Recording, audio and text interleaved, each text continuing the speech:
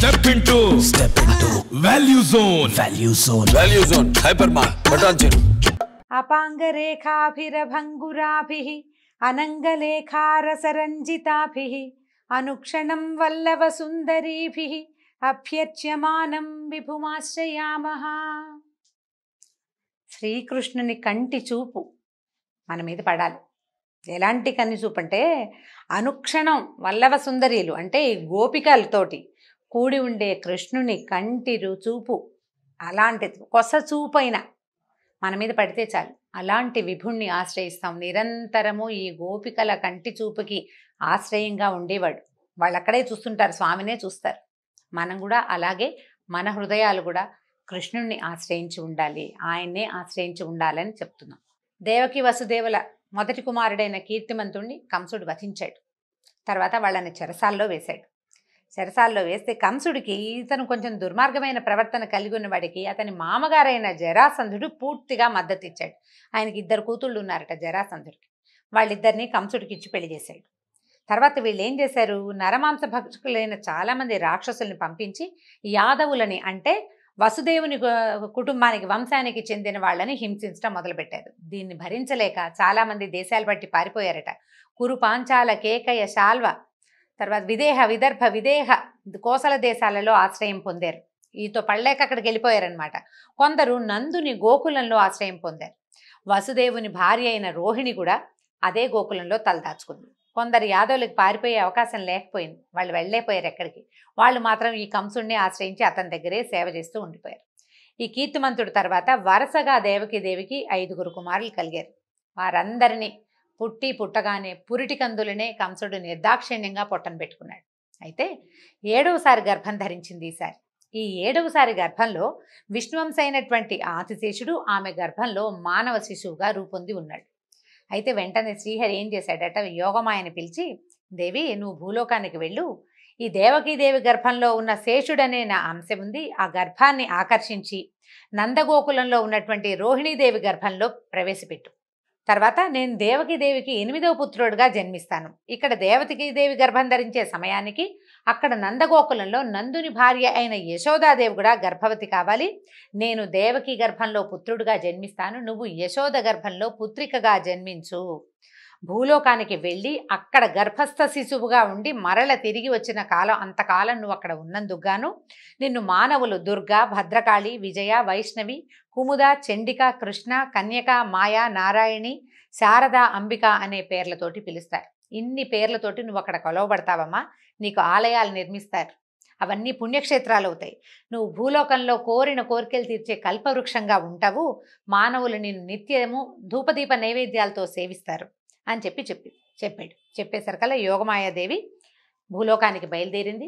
ఈ దేవకీదేవి గర్భంలో ఉన్న శిశువుని ఆకర్షించి రోహిణీదేవి గర్భంలో నిక్షేపించింది. మధురలో అందరూ దేవకీదేవికి 7వ గర్భస్రావం అయిపోయింది, శిశు జననం జరగలేదని అనుకున్నారు. 1 సంవత్సరం గడిచింది. రోహిణీదేవికి కుమారుడు కలగానే ఇక్కడ మధురలో దేవకీదేవి 8వసారి గర్భం దాల్చింది. శ్రీమన్నారాయణుడి అంశ గర్భంలో ఉండటం వల్ల ఆమె నుంచి ఆశ్చర్యకరమైన తేజస్సు వెలువడిందట. ఆ తేజస్సు వలన చీకటిగా ఉండే చెరసాలంతా వెలుగుతో నిండిపోయింది. కాపలా వాళ్ళు ఆ విషయం కంసుడికి చెప్తే, ఈమె నుంచి వస్తున్న తేజస్సుతో కారాగారం అంతా దేదీప్యమానంగా ఉంది, ఇంతకుముందు 7 గర్భాల్లోనూ ఈ వింత చూడల, ఈ 8వ గర్భంలో ధరించగానే ఈమెలో వచ్చిన మార్పు, ఈ తేజస్సు చూస్తుంటే తప్పకుండా నన్ను వధించేందుకు విష్ణువే ఈమె గర్భంలో దాగి ఉన్నాడని అనిపించింది. ఏం చేయాలో పాల్పోలేదు. పోనీ ముందే దేవకీదేవిని వధించేస్తే, పిల్లాడు పుట్టకముందే ఆమె చెల్లెల్ని చంపేస్తే సరిపోదు, అలా కూడా అనుకున్నాడు కానీ అతని ఆలోచన మారిపోయింది. విష్ణుమాయ వల్ల మారిందంతే. ఏమనుకున్నాడు, గొప్ప లక్ష్యాలు సాధించాలంటే తొందరపడకూడదు, తొందరపాటుతో పనులు చేయకూడదు. నేను చాలా పరాక్రమశాలిని, ఇప్పుడు ఇంత గొప్ప కీర్తివంతుడైన వ్యక్తి స్త్రీ హత్యకు పూనుకుంటే 4 అసహించుకుంటారు. స్త్రీ, అందు నా సోదరి, ఆపై గర్భవతి, ఆమెను హత్య చేస్తే నా కీర్తి పోతుంది, సంపదను క్షీణిస్తుంది, ఆయుర్దాయం నశిస్తుంది, వధించను, కానీ సంతానాన్ని వదిలిపెట్టకూడదు అనుకున్నాడు. సరే, ఆమెను చూడ్డానికి వచ్చిన వాడు కూడా మళ్ళీ వెనక్కి వెళ్ళాడు. కానీ అతనికి ఆ తేజోవంతమైన ఆమె ముఖము, ఆ మహాద్భుత సౌందర్యము వదిలిపెట్టలేదట ఆయన దృష్టిని. ఎంతసేపు హరి తలుచుకుంటూ తలుచుకుంటూ తలుచుకుంటూ విష్ణువునే తలుచుకుంటూ ఉండేవాడు. ఆయుధాలతో చేసిన గాయాల కంటే కూడా ఈ గాయం, ఈ మనసు లోపల నన్ను చంపబోయేవాడు ఈ వెలుగులో ఉన్నాడు అన్న భావన అతన్ని చాలా బాధించిందట. తింటున్నా, కూర్చున్నా, పడుకున్నా, నిద్రపోతున్నా, ఏం చేస్తున్నా సరే అతన్ని ఈ విష్ణు చింతన వదిలిపెట్టలేదు. ఇక భగవంతుడే, ఇక రెండో ఆలోచన లేదనమాట. ఏం చేస్తున్నా శ్రీహరి ఆలోచనే ఉండేది. ఈవిడ దేవకి ప్రసవ సమయం దగ్గర పడింది. బ్రహ్మరుద్రాది దేవతలందరూ కారాగారానికి వచ్చారు ఆమెను చూడ్డానికి. గర్భస్థ శిశువుగా భగవంతుడు ఉన్న ఆ గర్భము ధరించిన మాతృమూర్తిని చూడ్డానికి వచ్చారు. అందరూ చూసి ఆమెకు ధైర్యం చెప్పారు. నీ పిల్లవాడిని ఏమీ చేయలేడమా కంసుడు, నీ పిల్లవాడు, ఈ పుట్టబోయే నీ కొడుకు యాదవులని రక్షిస్తాడని చెప్పి ధైర్యం చెప్పారు. తర్వాత ఆ మంగళమైన ముహూర్తం ఆ రోజు ఎదురుపడింది. ఏ రోజు వచ్చింది చూడండి, శ్రీకృష్ణ జననం. సర్వాత్మకుడు, సర్వశేషి, సర్వవ్యాపకుడు అయినటువంటి శ్రీమన్నారాయణుడు తన అంశతోటి దేవకీదేవి పుత్రుడిగా మానవుడై అవతరించబోతున్న మంగళకరమైన ముహూర్తం. భక్తులు తమ చర్మచక్షువులతో తనని చూడలేరని, అంటే మనం ఎవ్వరం నేకడేది మాంసనేత్రంతో భగవంతుడిని చూడలేం. మనకి కనిపించటానికే, మానవులని ఉద్ధరించటానికే, భూభారం తగ్గించటానికి భగవంతుడు గర్భస్థ శిశువుగా, ఏ జన్మంటూ లేనివాడు, జన్మే లేని మహానుభావుడు జన్మించటానికి ఉద్యుక్తుడయ్యి ఆమె గర్భంలో ప్రవేశించాడు. ఆమె బయటికి రాబోయే సుముహూర్తం దగ్గర పడిందట. వర్ష ఋతువులోని శ్రావణ మాసం, కృష్ణపక్షంలోని అష్టమి తిథి, అర్ధరాత్రి సమయం. నక్షత్రాలు, గ్రహాలు అన్నీ అత్యంత శుభప్రదమైన స్థానాల్లో ఉన్నాయి. చంద్రుడు రోహిణి నక్షత్రస్థుడై ఉన్నాడు. దిక్కులు ప్రశాంతంగా ఉన్నాయి. ఆకాశంలో మబ్బులు లేవు. గుంపులు గుంపులుగా ఉన్న నక్షత్రాలు విశేషంగా ప్రకాశిస్తున్నాయి. ఎంత విశేషంగా ఉందో చూడండి. నదుల్లో నీరు ప్రశాంతంగా ఉందట. గాలి సుగంధాన్ని మోసుకొచ్చి ఎంత హాయో చల్లని గాలి వీస్తోంది. విప్రుల అగ్నిగృహాలలో త్రేతాగ్నులు నిలకడగా జ్వలిస్తున్నాయి. భగవంతుడు రాబోతున్నాడన్న ఆనందంతో అగ్నులు కూడా నిలకడగా జ్వలిస్తున్నాయట. అరణ్యాల్లోనూ ఉపవనాల్లో వృక్షాలకి, లతలకి అర్ధరాత్రి సమయంలోనే పువ్వులు పూసేసినాయట, గుత్తులు గుత్తులుగా.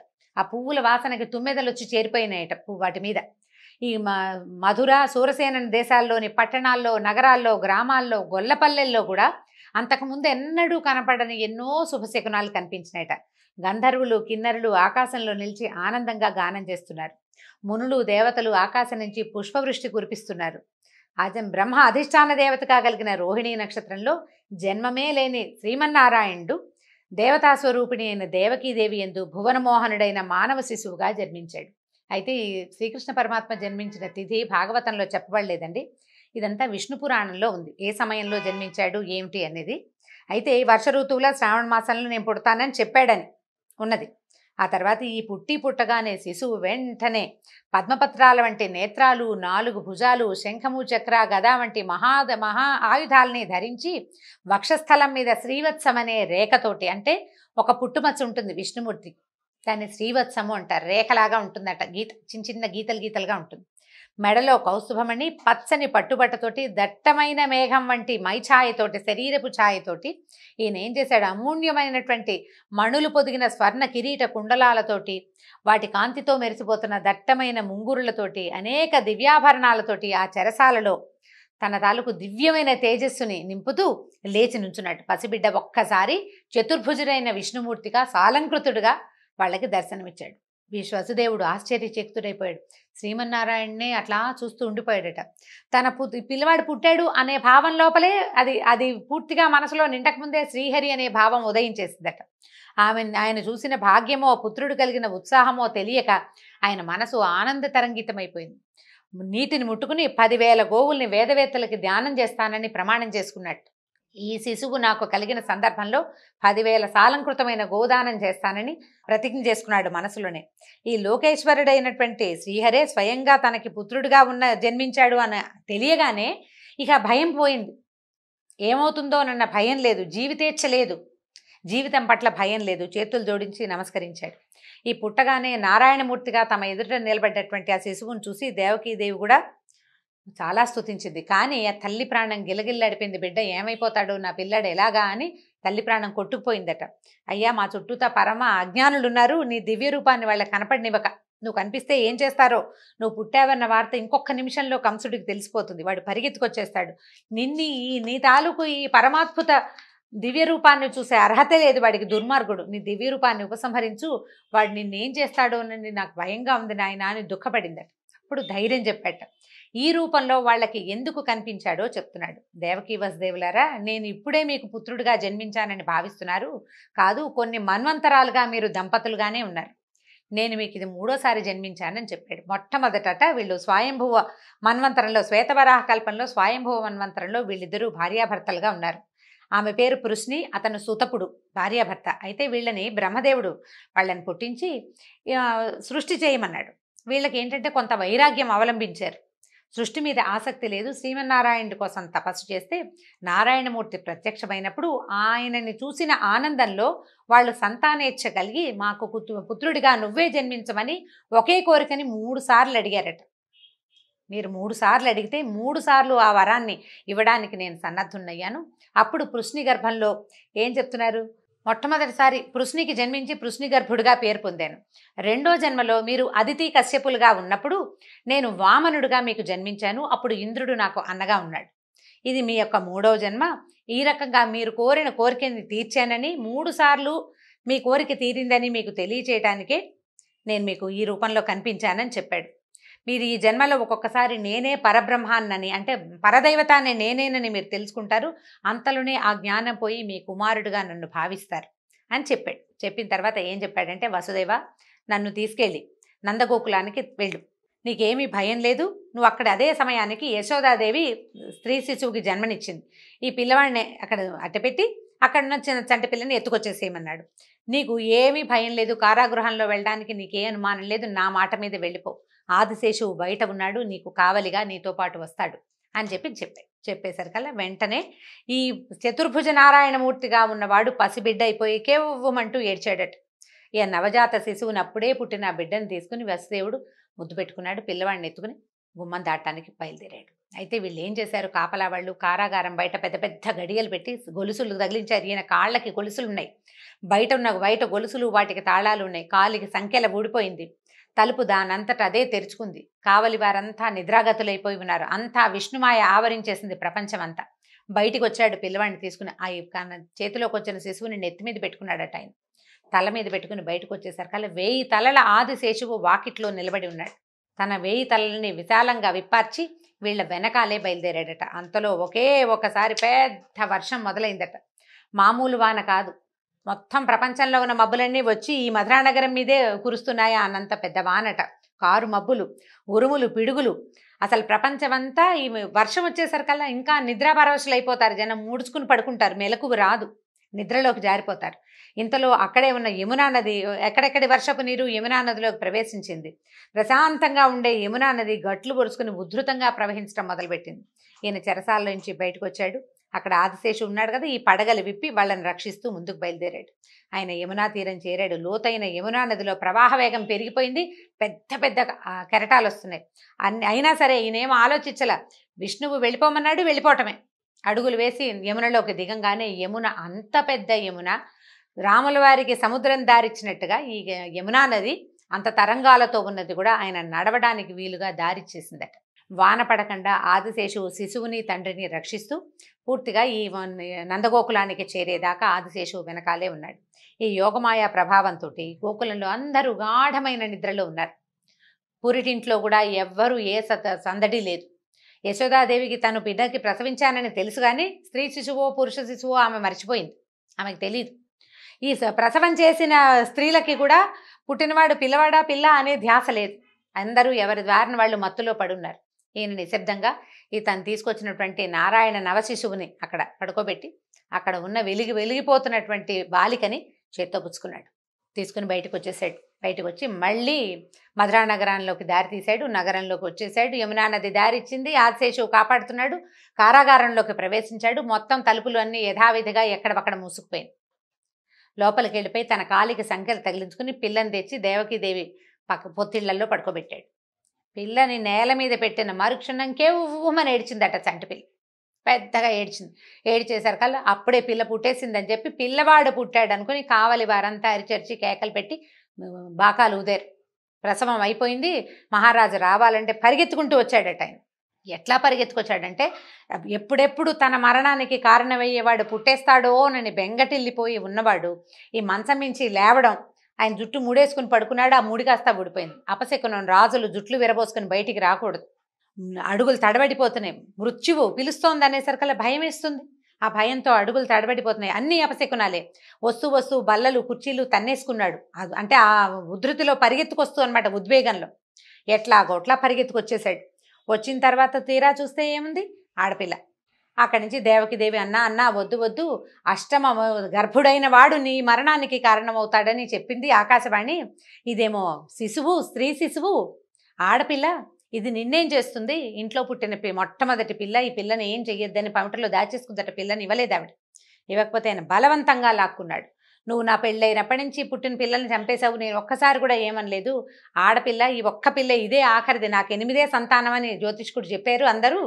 ఈ ఆఖరి బిడ్డనైనా నాకు బతికించి ఇవ్వమని ఆవిడ ఎంత బతిమలాడినా ఆయన వినకుండా ఈ కాళ్ళు చేత్తో పుచ్చుకున్నాడు. 2 కాళ్ళు ఎత్తి విసిరాడు అక్కడున్న ఒక బండరాయి మీదకి. ఈ విసరంగానే ఈ శిశువు రాతికి తగలేదు, ఎగరటం ఆకాశంలోకి ఎగిరిపోయింది. శక్తి స్వరూపిణిగా నిలబడిందట. ఎలా ఉందంటే ఘనమైన కిరీటము, అమూల్యమైన ఆభరణాలు, 8 భుజాలతోటి, దుర్నిరీక్షమైన తేజస్సుతోటి ఉంది. ధనుర్బాణాలు, శూలము, శక్తి, ఖడ్గము, డాలు, శంఖచక్రాలు, గద ధరించి అక్కడి నుంచి ఈమె పైకి ఇట్లా పెద్ద రూపం కనపడేసరికల్లా సిద్ధులు, చారణులు ఆకాశంలో అటు ఇటు ఆకాశ గమనం చేసే వాళ్ళంతా ఆమెను చూసి ఓ అమ్మవారు ప్రత్యక్షం అయిపోయిందని గానం చేసేస్తున్నారట. ఆమె ఇట్లా అంతట, ఓరి మూర్ఖుడా, నేనెవరో తెలియక చంపబోయావు. నన్ను చంపితే నీకొచ్చే ప్రయోజనమేముంది? ఏ ప్రయోజనము లేదు. ఇంతకు ముందు జన్మలో నిన్ను చంపినవాడు ఈ జన్మలోనూ నిన్ను చంపగలిగేవాడు పుట్టే ఉన్నాడు నాతో పాటే. అతడే నిన్ను చంపుతాడు. ఇది తప్పదు. మరణం నుంచి తప్పించుకోవాలని దీనులని హింసించడం ఇకనైనా మాను అని చెప్పి ఈ అష్టభుజాలతోటి ఉన్న మహోగ్రమైన రూపం క్షణంలో మాయమైపోయిందట. మాయమైపోయేసరికల్లా ఈ మాయమైన తల్లి భూలోకంలో అనేక స్థానాలతో అనేక నామాలతోటి వెలిసింది. ఇట్లా చెప్పిన మాట వినేసరికల్లా ఈ కంసుడు చేష్టలు దక్కి నిలబడ్డాడు. ఏం చేయాలో తెలియలా. ఎంత అపచారం చేశాను నేను అనిపించేసింది. చెల్లెలికి బావకి తను చేసిన ద్రోహం తలుచుకుని కుంగిపోయాడు. గొంతు పిగుల్చుకున్నాడు అతి కష్టం మీద. బావా, నేను ఎంత తప్పు చేశాను, నేను ఎంత ఘోరం చేశాను. మనుషులే అబద్ధాలు ఆడతారనుకున్నాను, దైవ వాక్కులు కూడా అబద్ధాలు ఆడతాయని నాకు తెలియలేదు. అష్టమ గర్భుడు నా మరణానికి కారకుడవుతాడనుకుంటే అష్టమ గర్భంలో ఆడపిల్ల పుట్టడం ఏమిటి? అదేమో నా చేతి నుంచి వెళ్ళిపోవటం ఏమిటి? ఇది దైవం అబద్ధం చెప్తుందని నేను అనుకోలేదు. అశరీరవాణి ఆకాశవాణి అసత్యం చెప్పదని నమ్మాను. ఇవన్నీ నా ప్రాణం కాపాడుకోవాలనే ఆతృతతోటి నరమాంస భక్షకుడిలాగా మీ పిల్లలందరినీ చంపేశాను. మీ పట్ల అపచారం చేశాను. నాకు నిష్కృతి లేదని అసలు ఇంకా కరిగి నీరే ప్రవహించేశాడనమాట కంసుడు. అక్కడి నుంచి మీరు చాలా జ్ఞానులు, మీకు తెలియంది లేదు. లోకంలో ఎవరు ఎవరిని చంపలేరు. ఎవరు జన్మించినా ఎవరు మరణించినా దానికి కాలమే కారణమని మీలాంటి వాళ్ళకి నేను చెప్పక్కర్లేదు. నన్ను క్షమించండి అని చెప్పి వాళ్ళ కాళ్ళు పట్టుకున్నాడు, చెల్లెలది బావది. వీళ్ళు కూడా వాళ్ళకి తెలుసు ఏం జరిగింది, ఏం జరుగుతోంది అని.